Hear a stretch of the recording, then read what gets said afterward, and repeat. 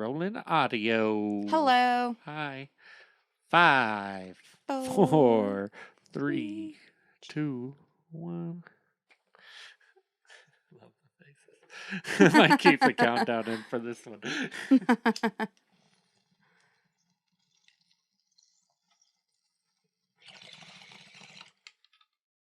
What's up, everybody? And welcome to another edition of High Mythology. The show where I get higher than the guy who invented skiing. And we tell you guys silly stories from mythology and folklore. Tonight, we will be bringing you a little Norwegian folk tales, with the story of the White Bear King Valemon. Just Valemon. Valemon. I call him Valemon. It sounds much cool. Valemon. It's actually Valemon. Valemon. Sorry. Nothing fancy. Nothing fancy. Just plain old Valemon. All right. Take it away, I guess. Oh, yeah. I forgot about that old part. Without further ado, Kimbo, go ahead and take it away there. Thank you. There was once... Wow. I should not drink milk before Wow. It's getting all milky over here. There was once, as well could be, a king who had 2 daughters who were mean and ugly.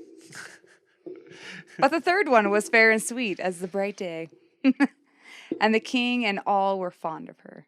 She once dreamed about a golden wreath, which was so lovely that she couldn't live unless she got it. But as she couldn't get it, she began to pine and could not speak for sorrow. And when the king found out it was the wreath that she was grieving for, he had one made almost exactly like the one she had dreamed of, and sent it out to all the goldsmiths in every land and asked them to make one like it. They worked both tirelessly day and night, but some of the wreaths she threw away, and the others she wouldn't even look at. Someone sounds like they're a little spoiled, if you ask me. So much for being fair and sweet. I want this golden wreath, this special one, and I'll throw any other one in the trash. Well, you're not going to get that. Then one day, when she was in the forest, she caught sight of a white bear, which had the wreath that she had dreamed of between its paws and was playing with it. And she wanted to buy it. But no! Nope. It wasn't to be had for money, but only in return for herself. Oh, it's not for sale. Life wasn't worth living without it, she said. It doesn't matter where she went or who she got it, if only she got the wreath. And so they agreed that he was to fetch her in 3 days' time. This would be on a Thursday. On a Thursday. So it says. Every Thursday. When she came home with the wreath, everyone was glad because she was happy again, and the king felt sure that it would be a simple matter to keep a white bear at bay. On the 3rd day, the whole army was posted around the castle to deal with him. But when the white bear came, there was no one who could hold his ground against him, and no weapon could make any effort on him. He knocked them down right and left until they were lying in heaps. Heaps of bodies. This, thought the king, was proving downright disastrous. So he sent out his eldest daughter, and the white bear took her on his back and rushed off with her. When they had traveled far and farther than far, the white bear asked, "Have you ever said softer? Have you ever seen clearer?" I'm sorry, I just never imagined this what a bear would sound like. That's what a bear sounds like. Well, yes, on my mother's lap I sat softer, and in my father's court I saw clearer, she said. To this the bear replies, "Well, you're not the one then." And then so he chases her home. The next Thursday he came again and did just as he had done before. The army was out with orders to deal with the white bear, but neither iron nor steel bit on him. So he mowed them down like grass until the king had to ask him to stop. And then he sent out his second eldest daughter, and the white bear took her up on his back and rushed off with her. When they had traveled far and farther than far, the white bear asked, Have you ever sat softer? "Why, yes," she said. "In my father's court, I saw clearer, and on my mother's lap, I sat softer," Well, fuck you then. said the white bear, and chased her home again. Roar. On the third Thursday, he came again. This time, he fought even harder than before until the king thought he couldn't let him knock down the entire army. And so he gave him his third daughter. When This he took bear has murdered everyone. Then he took her on his back and traveled far away, far and farther than far. And when he had reached the forest, he had asked her, as he had asked the others, if she had ever sat softer or seen clearer. "No, never," she said. To this the bear replies, Well, then you are the right one. and so they came to a castle which was so fine that the castle her father lived in was like the meanest cottage in comparison. There she was to stay and live well, and and as she was to have nothing else to do but see to it that the fire never went out. The bear was away during the day, but at night he was with her, and then he was a man. Uh-huh. Only at night, though. For 3 years, all went as well as could be, but each year she had a child, which he took and rushed away with as soon as it had come into the world. I'm gonna take this baby now. Bah. Don't mind that. So she became more and more downcast and asked Oh. if she couldn't be allowed to go home to see her parents. Yeah, there was no objection to that, but first she must promise that she would listen to what her father said, but not do what her mother wanted her to do. And so she Your went mother's home. never liked me. And when they were alone with her, she had told them how she was getting on. Her mother wanted to give her a candle to take with her so that she could see what the bear was like when he turned into a man at night. But her father said, It'll. Sorry, that's the bear. It'll only do more harm than good. So But- saith the king. Now everybody put your feet in jelly. But no matter how it was or was not, she took the candle stub with her when she left. The first thing she did when he had fallen asleep was to light it and shine it on him. He was so handsome that she thought that she could gaze at her fill at him forever. But as she shone the light, a drop of hot tallow dripped onto his forehead and he awoke. He said, What have you done? Now you have brought misfortune on us both. There was no more than a month left. If you had only held out, I would have been freed, for a troll hag has bewitched me, so that I am a white bear during the day. But now it's over with us. Now I have to go there and sleep with the troll hag instead. Neither of us wanted that to happen. The king's daughter cried and carried on. But he had to go, and go he would. No, So I'm a she bear asked if again. she could go with him. That was out of the question, he said. But when he rushed off in his bear skin, she seized hold of his fur all the same, flung herself on top of his back, and held on fast. They were off, over the mountain and hills, through the groves and the thickets until her clothes were torn off. Butt-ass naked. Butt-ass naked Just on a mention bear. that, though. Her clothes were torn. Just dangling off a bear naked. And she was so dead tired that she had to let go of her hold and knew no more. When she awoke, she was in a great forest. And so she set out on her way again, but she didn't know where her path would lead. At last she came to a cottage where there were 2 women folks, an old crone and a pretty little girl. The king's daughter asked if they had seen anything of the White Bear King Valemon.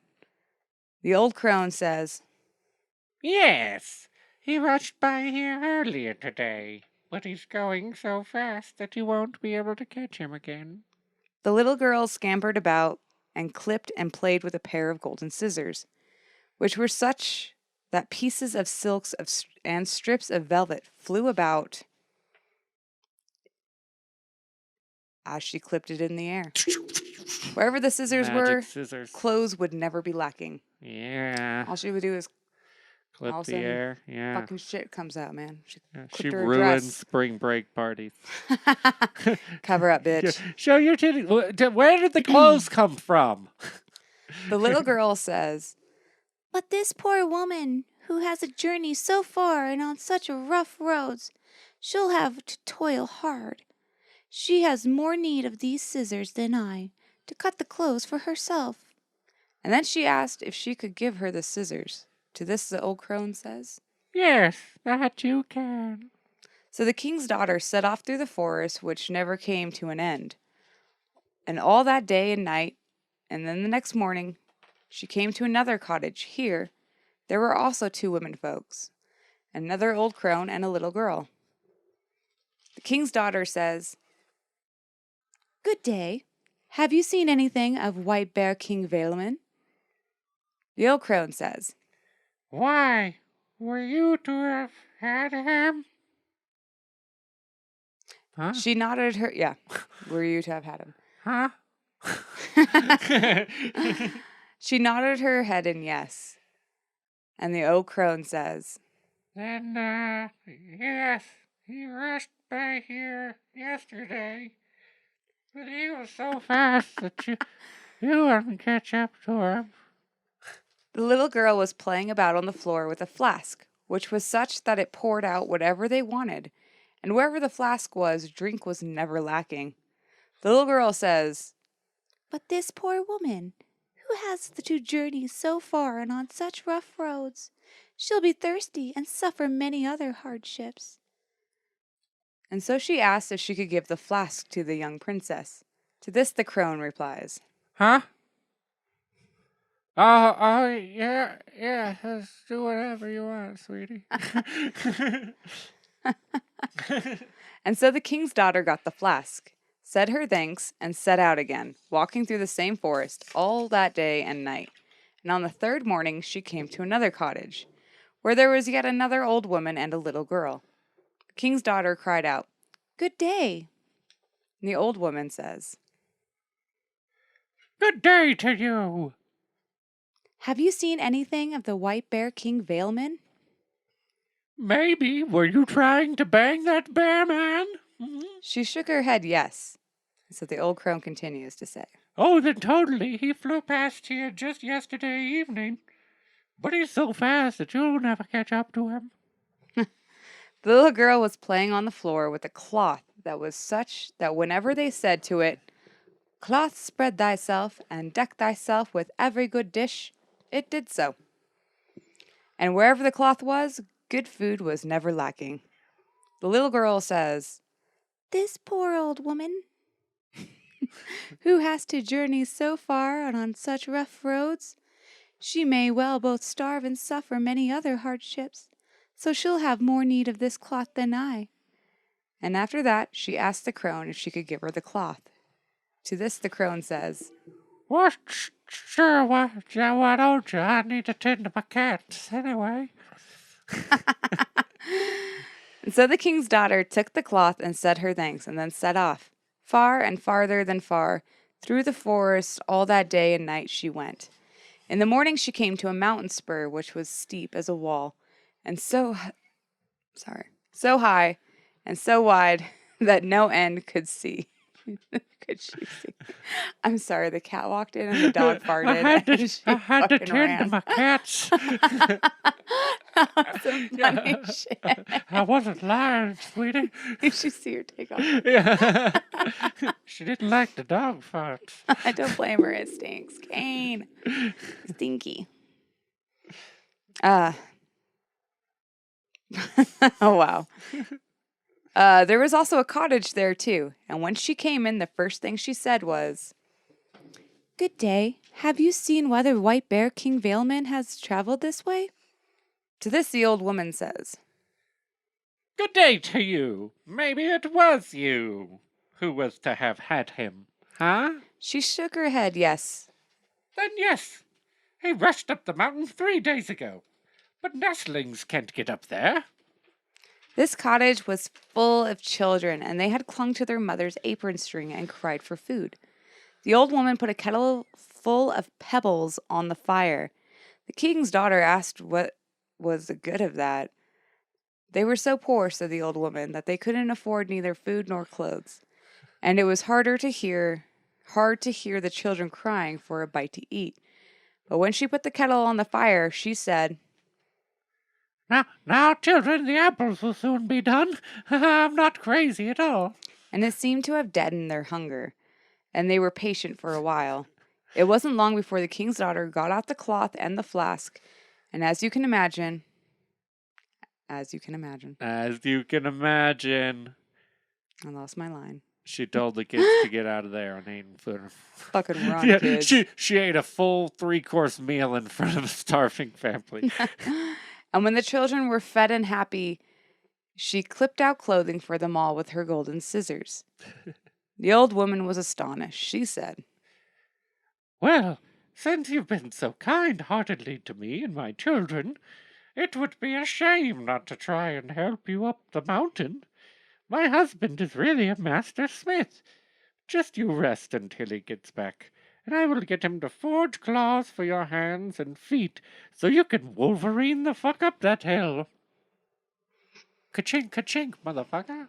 Nice. When the smith came, he started on the claws right away, and by the next morning they were ready. She had no time to wait, but said her thanks, fastened the claws to her hands, and crept and crawled up the mountainside the whole day and night. And just when she was tired and she didn't think she could lift her hand again, but felt she would sink to the ground, she got to the top. There was a plain with fields and meadows so big and wide that she had never imagined anything so broad and so smooth, and close by there was a castle filled with workers of every kind who toiled like ants in an anthill. What's going on here? Asked the king's daughter. Well, this is where she lived, the troll hag, who had bewitched the White Bear King Valemon, and in 3 days she was to wed him.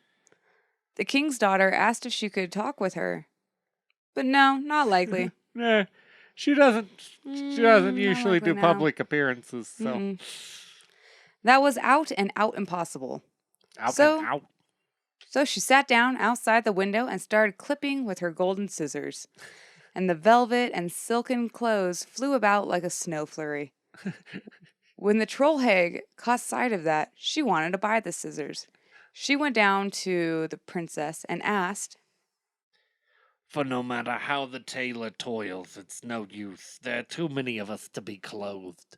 We're just a bunch of naked titties flopping around, balls hanging out kind of trolls up here. The king's daughter told her that the scissors were not for sale, but the troll hag could have them if she would let her sleep with her sweetheart tonight.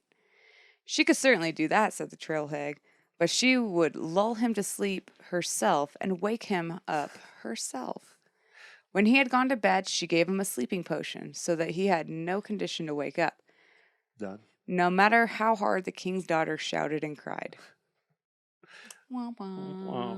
Wow. Yeah, just passed out there while she's yelling. Hey, Wake the fucker, wake up. Fuck Wake up. up. No, it's no use, honey. I put him to Good sleep luck. myself.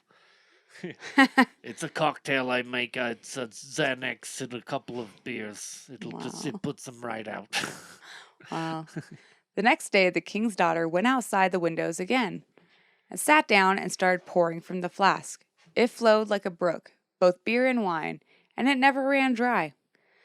When the troll hag laid eyes on that, she wanted to buy it. She went down to the princess and said, No matter how much they toil at the brewing and distilling, it's just no use. There are too many alcoholics that live here. I mean, we're just going through these vodka tonics all day. The king's daughter told her that it wasn't for sale for money, but she would let her have it if she let her sleep with her sweetheart tonight. Of course she would certainly do that, said the troll hag, but she would lull him to sleep herself and wake him up herself. And also, you gotta make some of those hard seltzers. I love those. Just tell it what you want, bitch. Give me the Mike's Hard Lemonade, but without the lemons. When King Valemon went to sleep, she gave him a sleeping potion again, and the king's daughter had no better luck that night than the other. He couldn't be awoken, for all the cry, even though she cried and shouted. But Hey, that night, fucker, wake up! one of the artisans was working in the room next door. He heard her crying there, and he had guessed what had really happened. And the next day, he told the prince that she must have come. And so the king's daughter was there to have freed him. Yeah, dude, It's there's weird that been they a call him chick a in your room prince, every yet the night. title is King Valemon. King Valemon, Prince of the Kings. It's condescending. He's the Prince of Kings, or the King of I guess Princes. he's just a prince now. Once he gets married, he's king. He's a bear king and a man prince. The next day went just like the others, with the cloth as well as with the scissors and the flask. Wow. When it was dinner time, the king's daughter went outside to the castle, pulled out the cloth, and said, "Cloth, spread thyself and deck thyself with every good dish." And there was enough food for 100 men, but the king's daughter sat down alone. Oh, well, I have no friends. When the troll hag caught sight of the cloth, she wanted to buy it. She went down to the king's daughter and asked, or said, No matter how much they cook and bake, it's of no use. There are just way too many mouths to feed around here. The king's daughter told her it wasn't for sale, but she would let her keep it if she let her sleep with her sweetheart tonight. Just a tip. I'm sure she could do that, said the troll hag, but she would lull him to sleep herself and wake him up herself. When he had gone to bed, she came in with the sleeping potion, but this time he was on guard and fooled her. On guard! The troll hag didn't trust him any more than just so far, and she didn't... Whoa. She didn't. She just didn't. She just didn't. She took I just can't even with that not trusting me thing. She didn't trust him. So she took a daring daring needle and stuck it in right through his arm to see if he was still sleeping soundly enough. But no matter how much it hurt, he didn't move. Now you've got the COVID vaccine. You're welcome. And then the king's daughter was allowed to come in. No social distancing anymore. No, this is well before social distancing. This is well before social distancing. I'm pretty sure this is before the Black Plague. This is before the first social distance. Now, this was all very well, but they must get rid of the troll hag before he would be free.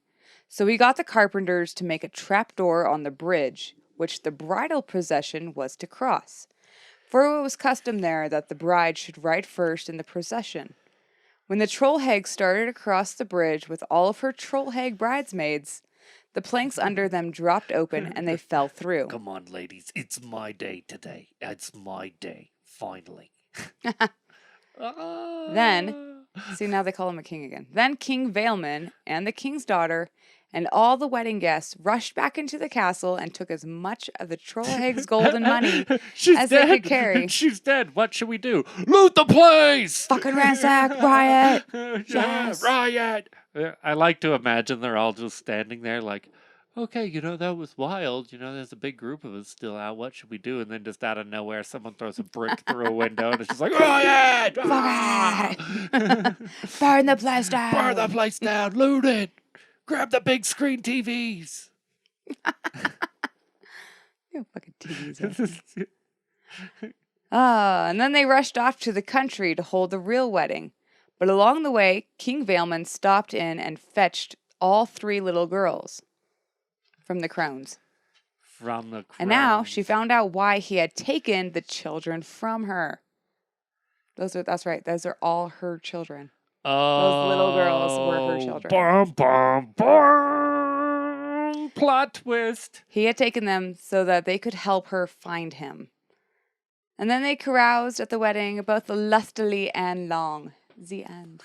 Lustfully and long? Jesus. Is that what you said? Yeah. Yeah, I like that. That's a good way to finish. And then they fucked for hours. Like, yeah, maybe she'll finally give him an heir. Who knows? Yeah. What do you think? I thought it was pretty awesome. I thought it was a pretty entertaining story. So this one was just by this guy. Yeah, it's the top one. It's the It's a very fun, very fun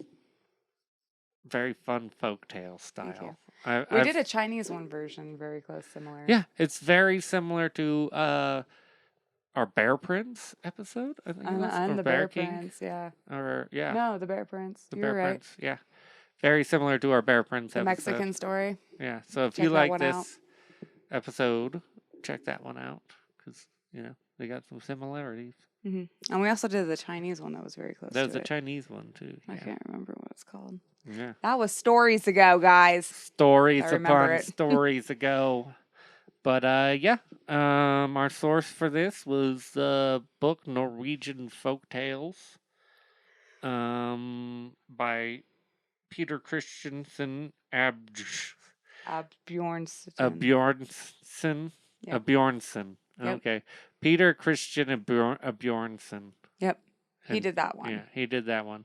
But But the there's- book is by him, selected from the collection of Peter Christian Bjornson and Jorgen Moe. Mhm. Yeah, Check that out. That's the Good book. right there. It's And good stuff. since these fucking stories are so fucking old, Yeah, there's no copyright to them. Disney. Disney. Yeah, so they're beautiful stories. You can Yeah, you can read just them. check 'em out. You Yeah, can you even can read them talk with about everyone. them. You can talk about them. They won't sentence you to death for talking about Yeah. them. So They that's encourage beautiful. you, I'm sure. They encourage you. Yeah. Hope everybody enjoyed this episode. Be sure to like, subscribe, Share. follow, share, Hit notification bells if you want. notification. Again, not really sure how that shit works. Yeah, climb a mountain and paint the words high mythology on the side of it, very large. Don't do that because that is a federal offense. That's to see. I'm on a roll. I'm on a roll, guys. I'm gonna figure it out one of these days. Like, don't actually graffiti the national forest. They will find the shit out of graffiti you. the national forest. And if you write our name on it, they're gonna find the shit out of us. I don't endorse that at all. Don't do it. I'm gonna say that I don't endorse that. It's yeah, that's not the way to do it. No. But if you find a Yeah. diamond in the national forest, you're allowed to keep that. Yeah. Arkansas. Arkansas, huh? Yeah. Go there after a fresh rain. Yeah. Go diamond hunting. Giving you some pointer, Yeah. guys. Yeah, that's how you get rich, guys. It's a get rich slow scheme. don't get rich from them. You will get rich as long as you don't spend any money doing it. And you get like 5 generations of your family in on it. Well, they're not your classic white diamonds. They're like yellow and Oh, the shiny. yellow diamonds, yeah. So they're not really worth They're a shit not worth a ton. lot, yeah. They're worth something, but they're not a shit ton. So Not a you shit can't get ton. rich off that. Yeah. Well, you can try. Try. You can do like 50 Cent says, get rich without trying. No. No. No. Anyway, have Yeah. a good night, everyone. Have a good night, everybody. Bye. You too.